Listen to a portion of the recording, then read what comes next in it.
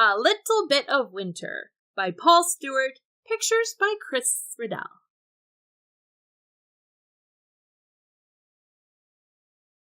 Winter was coming. "I'll miss you," said Rabbit. "Will you miss me?" "No," said Hedgehog.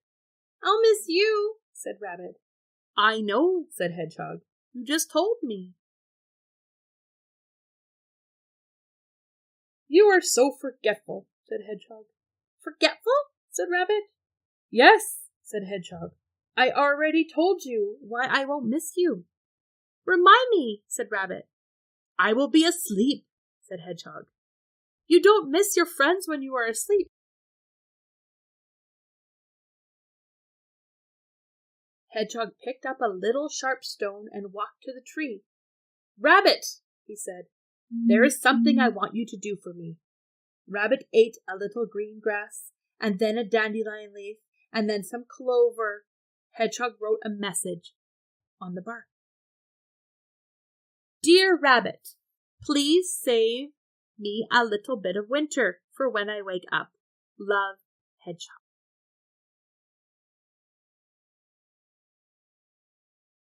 "I've written it down for you so you won't forget," said Hedgehog. "Please save me a little bit of winter." "But why?" said Rabbit. "Because I want to know what winter feels like," said Hedgehog. "Winter is hard and white," said Rabbit. "Winter is cold." "But what is cold?" said Hedgehog. "I am cold now. Cold and sleepy." Oh, he yawned. Rabbit prodded his friend. "Ouch!" he cried. "Rabbit," said Hedgehog, "it's time for me to find somewhere warm to spend the winter." Rabbit sucked his paw. "I'll miss you," he said.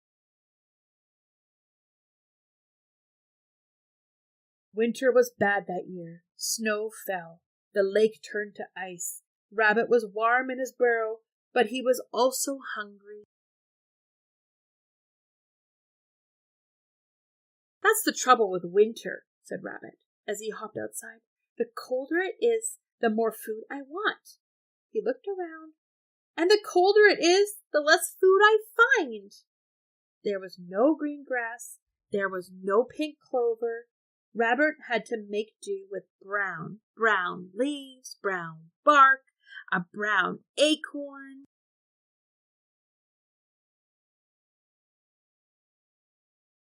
Rabbit looked at the tree where Hedgehog had written his message.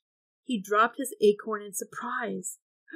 The acorn rolled, it gathered snow, it turned into a small snowball. Rabbit read the message. "Oh dear," he said. "A little bit of what?" The wind blew icy cold. Rabbit looked down at the snowball and remembered. "A little bit of winter," he said. Rabbit rolled the snowball over the snow. It grew bigger and bigger. Rabbit wrapped the snowball in leaves. "They will keep the warm out. They will keep the cold in," said Rabbit. "Then I'll store it in the underground."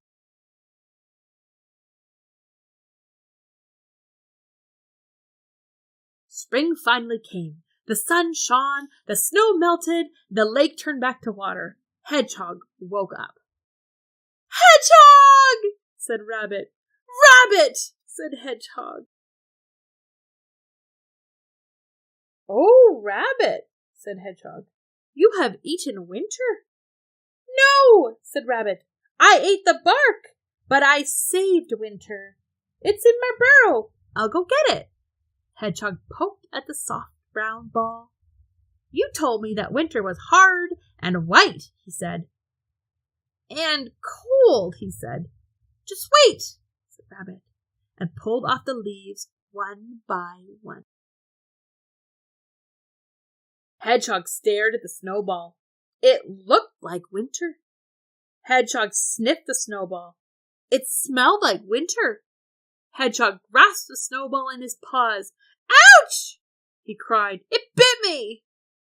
"That," said Rabbit, "is what winter feels like."